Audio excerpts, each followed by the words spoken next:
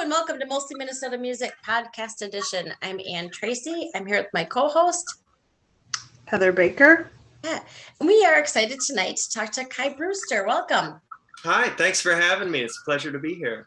Yeah. Well, I'm excited. I'm just gonna ask you to tell. I'm gonna ask you to tell me how many bands you're in and which ones, because the list goes on and on. Goodness, I'll feel bad if I leave someone out, but let's figure it out. I play with General B and the Wiz. I play with Four on the Floor. I play with Jade and James. I play with the Plot Hounds. I play with a band called Jesse Becker and the Neon Revival. It's another cover band, country stuff. I do a little Too Short to Be Stormtroopers. I play in a top 40 band called Power Tap. I do the Blue Water Kings wedding band circuit. Is that all of them? Did I do it? Yeah, I was going to say this Silverback our show. Okay. If one of my band members from a band that I forgot is watching this, you can fire me. I was going to say, you have Silverback Colony? I do have Silverback Colony. I do. Thank you for reminding me, because I have a Silverback Colony was going to have a residence at Palmer's, and I took that over as Kai Brewster's Millions. And then I also do play guitar in another Palmer's residency with Michael Gay at the Old Country Buffet, which is very fun. Very fun. Yeah. Yeah. That's quite a list. It is. It's very, it's an honor to be asked for so many things. And I'm also currently realizing that making, I forgot about Sleep Study. Okay. Sleep Study is a wonderful band that you should check out. I'm realizing that, asking so many bands to cater to my schedule and all those other band schedules is not necessarily a good thing. So trying to figure out how to have a life currently, and also, make sure that everyone is playing as much as they want to play. So that's the next adventure for me. But I'm just super grateful to be in so many bands. I never could have dreamed that I'd be a guitar player, really. So it's wonderful. Yeah. Well, and it's such a range of. I have to admit, I didn't realize that you were in Sleep Study. I think I did a review years ago of a show that you must have done. It depends on the year. I joined in, I want to say 2016 or 2017. I don't remember. It was right when Miss America came out, was the record. Okay. Was when I joined. And if you didn't do the review then, it was probably their album before that, I think was 10 years before I joined the band. So, yeah. I'm unsure. I am unsure, but yeah, Ryan, phenomenal guitar player, phenomenal songwriter, such a joy to be around. We actually have a podcast in a similar format to this, where all we do is talk about gear, and we bring in different artists and instrument manufacturers and things like that. So he's just a super awesome guy. Check us out at Demos in the Dark on YouTube. Shameless plug. There we go. That's what we're here for. Great. How in the hell do you coordinate all of the things? Seriously, I have like 3 different things and I am frantic. I can't imagine you. Well, it is a constant state of panic, for one thing. And then, Google Calendar is your friend. We have every band that I'm in, the band leader has my Google Calendar imported into theirs. Oh. And then I also have, I run a production and management company called Please Clap Productions. And we have kind of the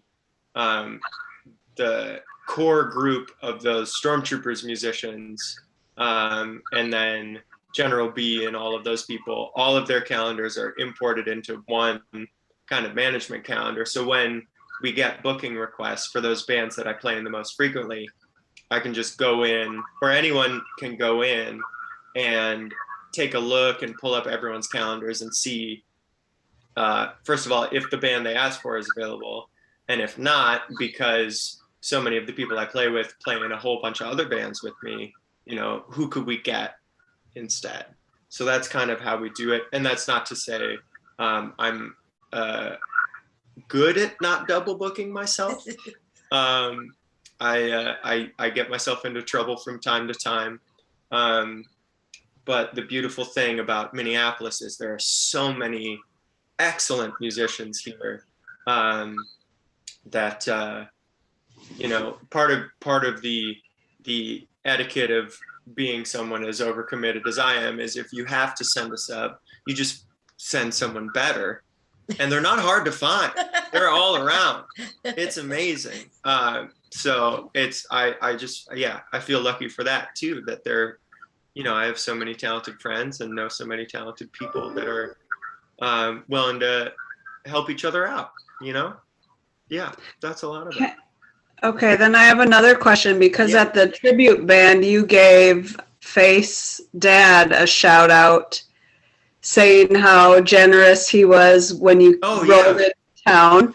Yeah. So I kind of want to hear your beginning rolling into Minnesota, and then what Faith's father did, and maybe some other people on Thank you for shouting out Paul Boblet, amazing bass player, amazing human being. So I was raised here, but I did not play guitar when I left for college, really. I knew some cowboy chords and things like that. I went to school to be an opera major in Iowa. And I played some bass. The original drummer for General B and the Wiz and I went to high school together. He was a year older than I am. He probably still is. Probably still is. So I went to school to be a classical musician. I had played all of the orchestral instruments from a young age. I started on viola when I was 6, and then did a lot of like musical theater and acting and things like that. And I thought that's where I was going to go. So I went to Luther College to join their opera performance program and do choral conducting. And I met, Eric said, hey, why don't you come and play bass at this jam? This band is looking for a bass player. And I went, and it just so happened to be Seth and Quincy from General B and the Wiz. And I broke a bass string at that rehearsal, which is not something I knew was possible until that day. So that seemed like a good sign. And I played bass on the first record, and I had been just kind of sitting around and jamming with Seth a little bit, and was starting to pick some guitar stuff up just from watching him. And so I played bass, keyboards, and a little bit of guitar on that first record. And then Kevin joined the band. Kevin is the bass player for General B. He and I were on the same second grade basketball team. And I had been, he and I had been talking a lot about, what our next things were musically, because we were both trying to find our way as 19-year-olds do. And I had been asked to come out and record with his band, who was led by a wonderful artist who's now in LA named Sarah Walk. You should check her music out.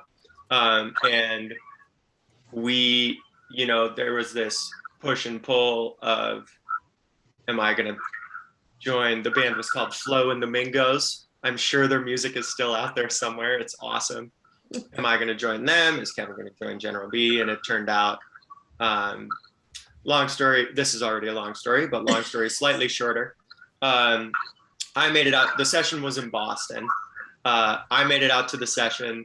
Kevin and the drummer of that band did not, and that ended up being the end of that band. So Kevin hopped in with us, and I was like, well, I'll just figure out, I'll play keys and I'll try and sneak in some of my guitar parts that I played on the record. I wasn't very good at either of those at the time. So we did that for a while, and I just kind of watched Seth and watched what Seth did, and really learned how to play guitar just by watching him. So we're all still talking about, like, I want to say 2010 right now. And so in 2011, the rest of the guys are a year older than I am, minus Kevin. They all left, and I decided to drop out of school to follow them. And I was working was at a community church at the time, and they had a music series there, and Fathom Lane came to play. And Paul Boblet was playing a kind of obscure bass that I had. I had a bass from the same company. We just started talking about that, and he was like, "Oh, you play bass?" He goes, "Hey guys!" Like, to the whole band. He's like, "This guy's a bass player," and now I'm very, very embarrassed. Like, there's a certain there is an archetype in the gigging scene of the gear guy who comes up after the show and has nothing to say about the show, just wants to talk about what pedals you're using, how you got that sound on that one thing. And it's like, please come talk to me. I'm always happy to talk about gear if you want to talk about gear.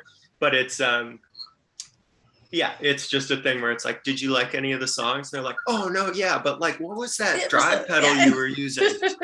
Like, what kind of diodes are in that? Or yeah, the other one is like, what was that scale you were using? I was like, I don't know scales. I don't know. I really don't. It's just slop, and then people kind of like it. And so, we played General B actually ended up playing a show with Faith not long after that, just because Paul was like, I met this guy, he seems cool, sounds like he's got a cool band going on, we should check it out. And so that's a big deal. It's hard to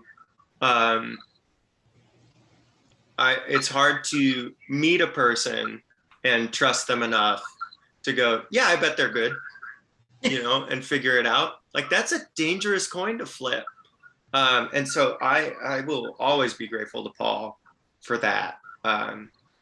So that's origin story plus Paul Boblet giving us the boost all in one. Just one of the nicest, humblest dudes in town. And again, a monster bass player. So yeah, great guy. Yeah. Kind of got a happy hour out of that one with Faith and Phil there. Yeah, for sure. Whoa. For sure. And I actually didn't, we played that show, and that was probably 10 years ago in and of itself. And I didn't really meet Faith again until, I want to say the first Shania show was like the first time we really hung out. That show was just us kind of cold calling people we thought were cool and seeing if they wanted to do it. I know you talked to Seth a little bit about that and got that story. It's great.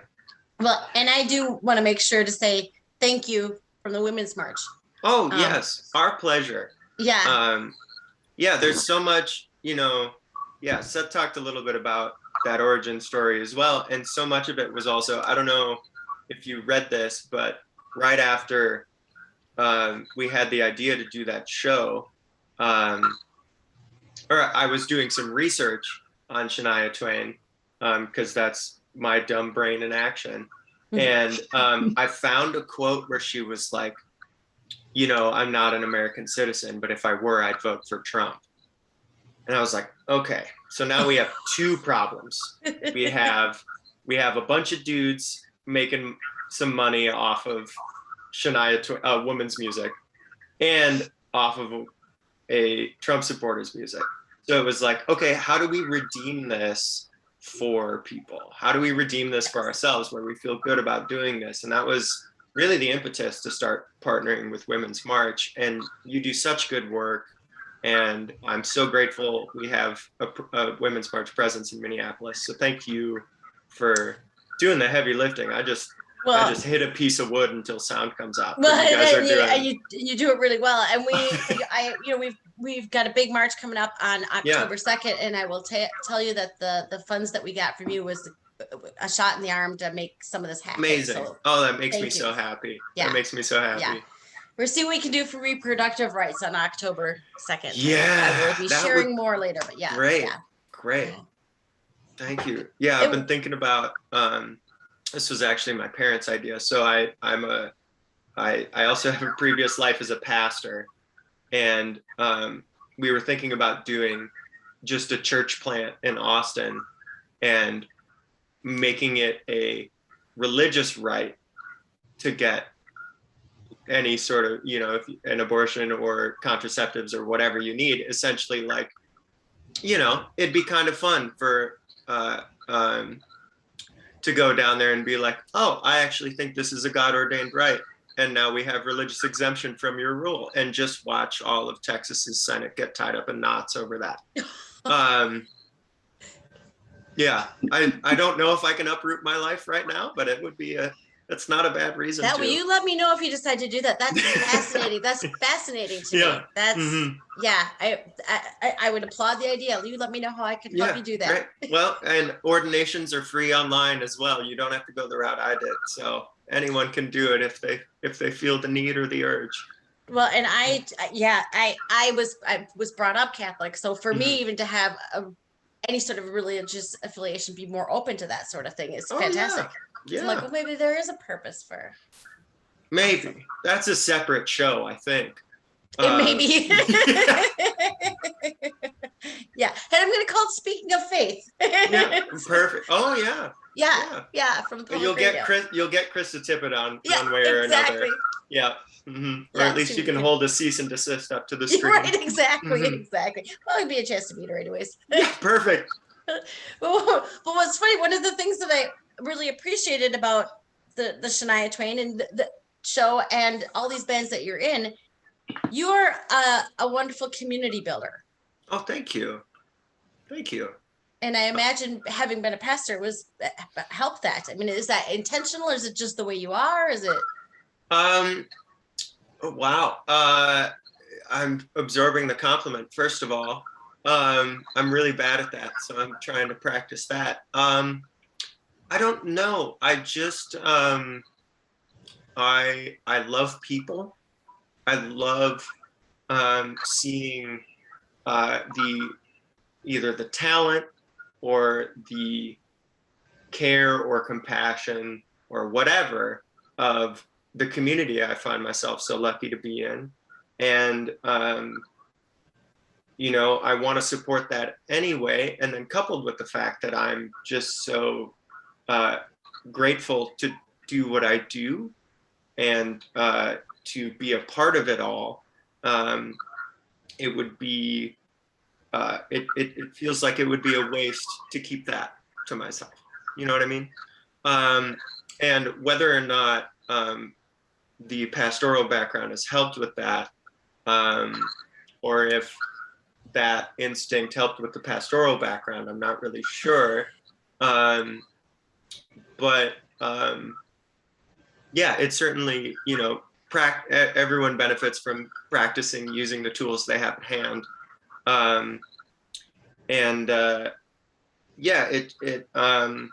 There's just so much great stuff here. And, I know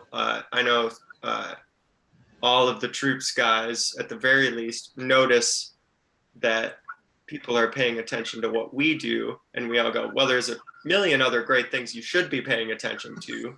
So let's just pan the camera a little bit and see what's going on. Yeah. Did that answer your question?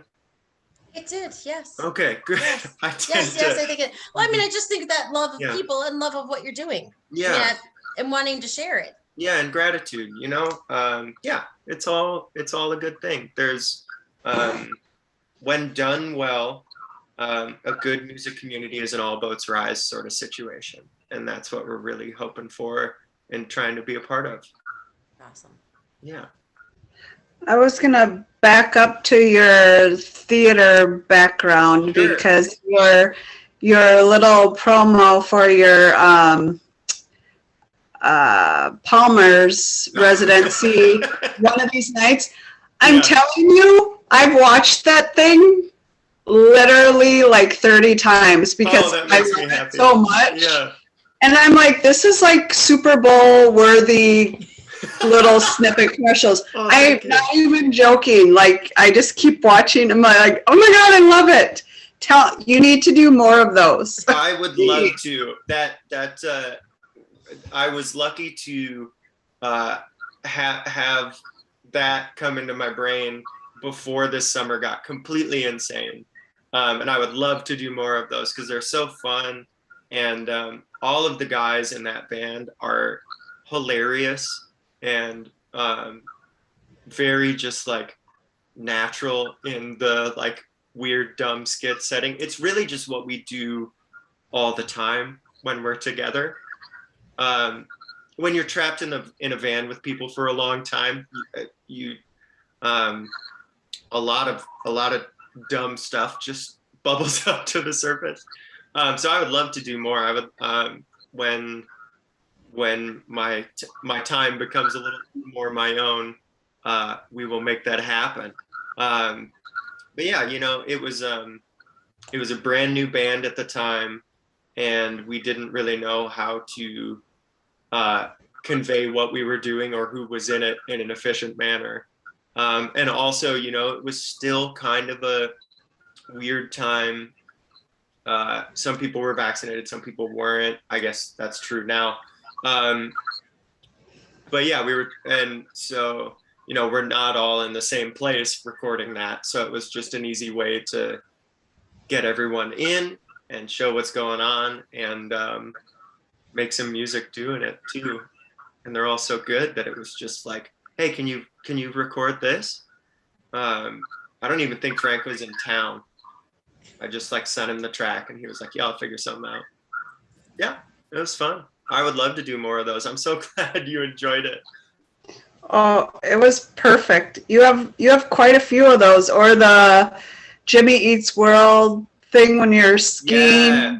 I'm like, yeah, so that was. You don't even have to live stream anything ever in your life. Just do stuff like that. It's everything. It was very fun. That was a travel guitar company out of Nashville sent me one of their instruments to look over and give some notes on. And they were like, if you want to make some promotion for us, that'd be great. And I just happened to have a ski trip planned, so I was like, yeah, it's a travel guitar. That's what we should do. I also tried to film TSA going through the bag that the guitar's in, because the guitar folds completely in half. And so they, of course, pulled the bag because they're like, this is obviously a weapon of some kind. And they pull me over to the little desk, and I'm like, I'm so sorry. I know this isn't normal. Can I film this? And the woman stops and just looks at me and goes, absolutely not. Yeah. I was like, oh, okay. No, you're right. Not yeah, you're so right. You're so right. I'm sorry. I do have some pictures from my friend who was over in the corner with his phone, just like doing something. But yeah, that was really fun. Ciari Guitars, Jonathan Spangler is the owner. They're a super great company. They've been so kind to me. They came out to a Plothounds show and brought their new prototype, which is the model after the one I was playing. We got to try that out. They're an amazing company full of wonderful people.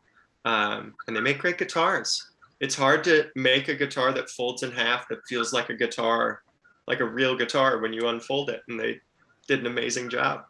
It's a really cool instrument. What did they have to say after they saw you pull that off for your clip? Your traveling clip for them. I think what it culminated in was that was the demo model of theirs, and really all John asked me was, what color do you want? So they sent me my own. It's gold. It's very cool. There's a guy in Edina who has a purple one, and I played that on the First Avenue stage for them in April, which was very fun. Did some, then we recorded that whole set and I sent them that for some of their stuff too. They're just great. They're awesome people. I don't know. I'm not cool enough or a good enough guitar player to warrant people sending me guitars. And so I'm grateful to them for their support, you know? Yeah, that was fun. They're doing it. They think you're worthy of it. I guess I'll take it. If you're looking at me and if you're watching this and you own a guitar company and you go, I think he needs one, just skip over the last 30 seconds of this and you can send me a guitar. Watch some of the videos. Well, as we're talking about videos, I want more from. Oh, sure. From Silverback Colony, that short little song. Yeah. Last summer. You know, that just like quick, simple ditty. Yeah. Just a nice, quick punk song. Yeah. I love that song. Oh, thank you. Yeah. Yeah. Well, there's something it's given the time. I'm assuming written during the pandemic. I mean, I guess we talked to Gabe about it, but I like the song very much too. Wonderful. But there's something very hard, rough hearing about it. You're hearing it, you know, because it's very, you know. Except I think it does inspire you to want more. Yeah. That kind of dirgy. Sort of, yeah. And I say that in the best of ways. No, I know exactly what you mean. Yeah, it was, you know, he sent me his track of it, which was just 3 chords on rhythm guitar and the vocal. And I think it was maybe 3 minutes the way he sent it to me. And he just said, can you make it a minimum of 11 minutes? And I don't know about you guys. I didn't have much going on at that point in time.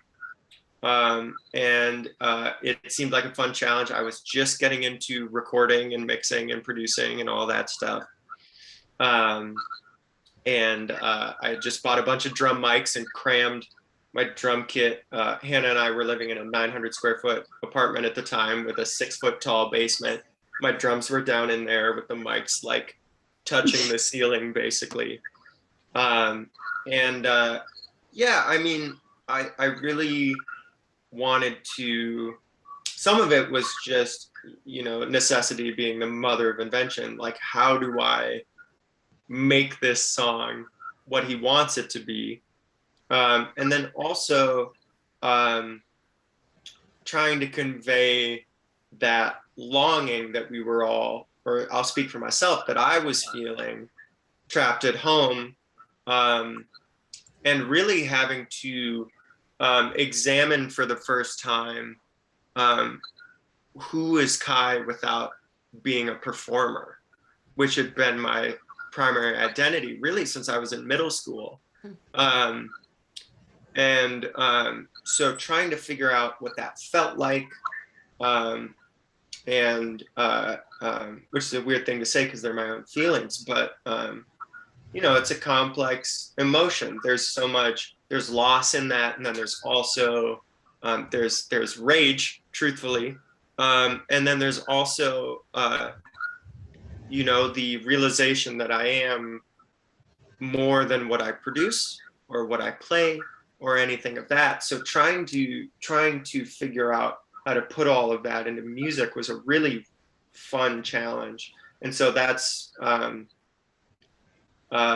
part of you know, why there's a jazz piano solo and a like Pink Floyd solo and a like almost house music-y outro to it. Like all of these different textures of like, okay, you want more, I'll give you more. You want more options, you can have more options. You can have whatever you want. You want 7 guitar tracks in this part, you got it, no problem. You can have everything.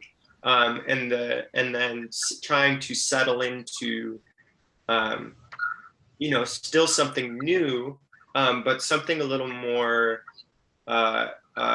soothing and meditative and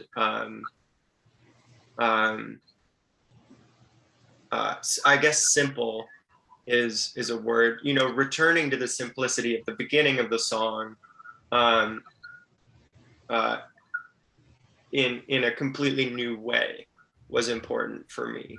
That we start in the same place and we end in the same place as we started, but it feels and sounds totally different, even though the mood is the same. That was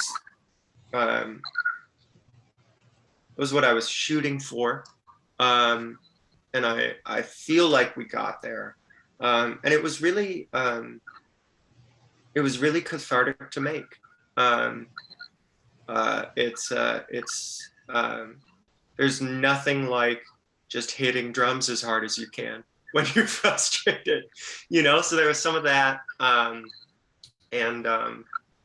to have an opportunity to sit and think about, and to think about where I was and where I wanted to be was just such a gift.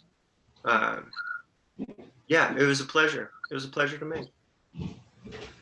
I love that you allowed yourself to take the time because you are so busy of all the things. Oh, we had nothing but time at the time. Well, yeah, but to hit the hard stuff, like you said, like really go, what the fuck am I right now? Because I was all this and this feels shitty. Mm-hmm. And you want to, usually we try to push away from that. Yeah. Oh, and make no mistake, I was trying real hard to avoid all those feelings for quite some time.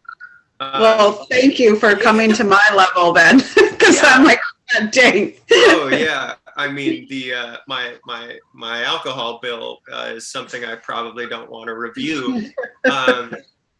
And you know,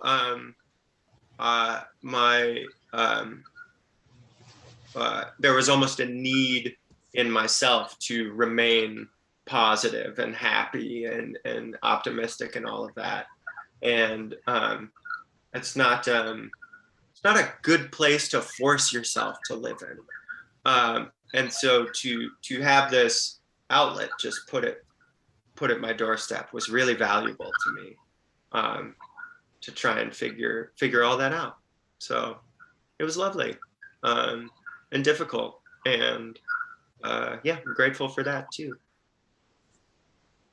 Do you if you listen to the song now, do you envision that and it still releases that for you, or do you? That's a great question. Some parts of it does that for me, and most of what I think about and feel when I listen to it now are all of the things I would do differently. Oh, it's so great. Oh, thank you. It's the first, or maybe the second. It is the second song I ever produced and mixed, and so I learned a lot since then. I'm there. Please don't come to me for mixing. I will point you to 1,000 other people in Minneapolis who do this for a living and are great at it. Or do if you want to. If you like the way it sounds and you're watching, well, let's figure something out. Yeah. But yeah, you know, there are so many different tools and so many things that my ears pick up now that they didn't then, that I would just like to change. I'd like to hire a real drummer for it. There, you know, yeah, but I don't go back and listen to it often, but I am proud of it, and it does, yeah, it can. There are moments of it that take me to that place, and that's really all I'm shooting for, is making something that lasts and does what I hoped it would do. That's a crazy thing to me. So yeah, that's pretty impressive. To listen to. Yeah. Yeah. Thank you. Thank you. It's very mesmerizing. Wonderful. Yeah, I mean, there's just something about it that you could. Mm-hmm. Well, Gabe's voice is also not to be messed with either. Nope. Yeah. No. He put he's got the gift of putting as much into his voice as it took me 36 instruments to convey. Yeah, his voice is incredible. It's amazing. Yeah, he hits the rage part of it, but there's also a kind of I don't even know how to say it, a desperate rage. There's a longing in there and a frustration for not having more. Yeah. It's that rage is like a frustration, like you said, of like, I want it. I think I know how to get it. And what is it? The insanity is trying the same thing over and over and expecting different results. Like you can almost hear that. Like, I keep trying. What's happening? Why is it not? Why isn't this turning out? Why isn't this? Yeah. Yeah. Yeah. I know it's a perfect song for that time too, without any of words saying, it's just it encapsulates it all. Yeah. There's the one I did before that I think you should check out as well. There's a singer out of North Dakota named David Allen, and he released a song called Little One. That was a lullaby he used to sing to his daughter. Oh. And we did a remote recording session of that, and it's just such a beautiful, to me it almost feels like a beautiful, even though it came out before, it's like a beautiful response to that longing in I Want More. It's this voice trying to calm and soothe and stay steady, and it's really, really wonderful. So I'd encourage you to check it out. Little One by David Allen. Okay. Is the song. It's amazing. He's a really gifted songwriter. Yeah, beautiful. Well, I'm going to segue that into saying, I hear you're playing with some other new folks too, for you, like Jaden James. Yes. So Jaden is a brilliant singer. She had a band called The Hunger for a while, and she's ready for something new. So she assembled a wonderful band.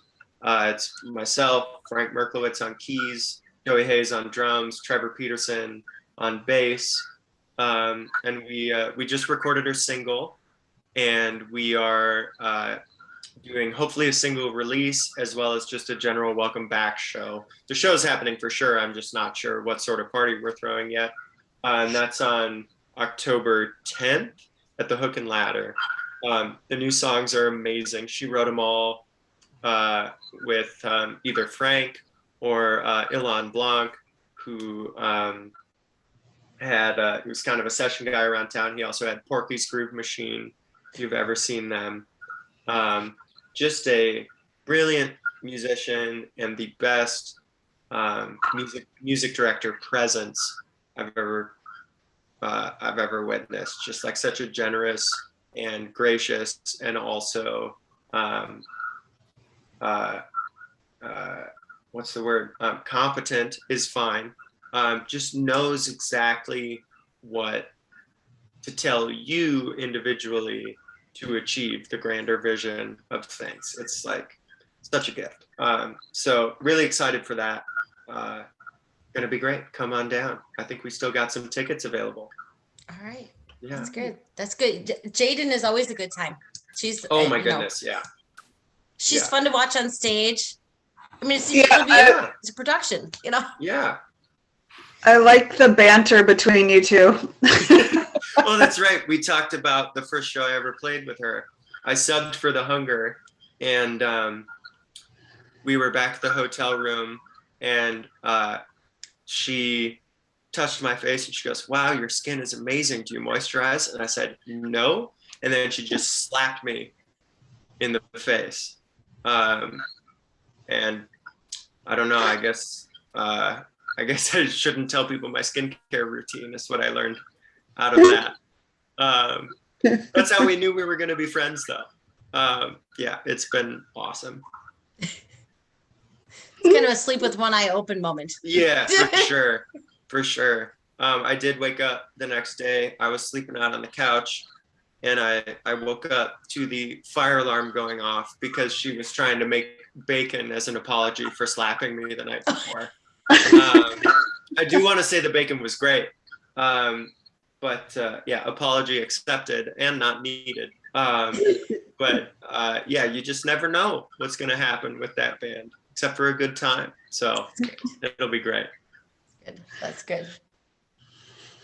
October 10th. That's yeah. Good. Well, and you were playing October 2nd in Duluth? Yes, Stompers Cruise is happening. Come on down for that. And then Stormtroopers is actually playing an after party at Spurs on First in Duluth as well. So I'm very excited for that. It's going to be a good time.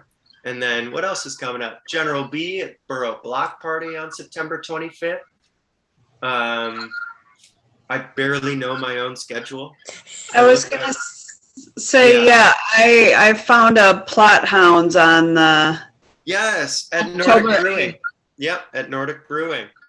And I'm a newer fan of the Plot Hounds, and you rip it in that band. It is crazy. Thank you so much. That's been a real pleasure. Great music. Noah is one of the hardest working people in the business. Check them out, support them. Just wonderful people all around. And a number of nice awards. Yeah, a lot of Midwest CMAs. Damn the Wind is their most recent release, apart from the 2 singles we did this winter, which I also mixed. But yeah, they did. Damn the Wind was before I was in the band. The wonderful Kirk Humbert in my spot before me, and just a killer record. Those guys know how to do it. Yeah. So what is the date for that show? Was that October 8th? Did you just Heather knows better. We'll look to Heather. Heather is great with the schedule. That's all I'm saying. I am thankful every day for Heather being so good at a schedule. I believe it. It works out well. Well, so we've got all those lined up. For folks who are listening, I will put this in the notes. How can people find you online? Ooh, I think all of my handles are just Kai Brewster. So Instagram, Twitter, I rarely tweet, but you can follow me if you want. It's whatever. GeneralBeInTheWiz.com. I accidentally made a Facebook artist page when I was converting my Instagram to a business account. You can follow that if you want to. It's just my Instagram, basically. That's about it. I don't do much social media other than that. I don't really know how to do it, apart from posting dumb videos. So. Oh, I love it. Come on down. Oh, thank you. They work. Yeah. They work. Well, great. It's fun. We could talk to you for hours because, as we've already noted, you do a million things. You know, you're in so many different bands. But thank you for sharing a little glimmer of what you do. And it's my pleasure. Yeah, that just means we'll have to do another one sometime. Yeah, we will. Wonderful. Thank you so much for having me. It's a ton of fun to talk to you too. Thanks, Kai. Yeah.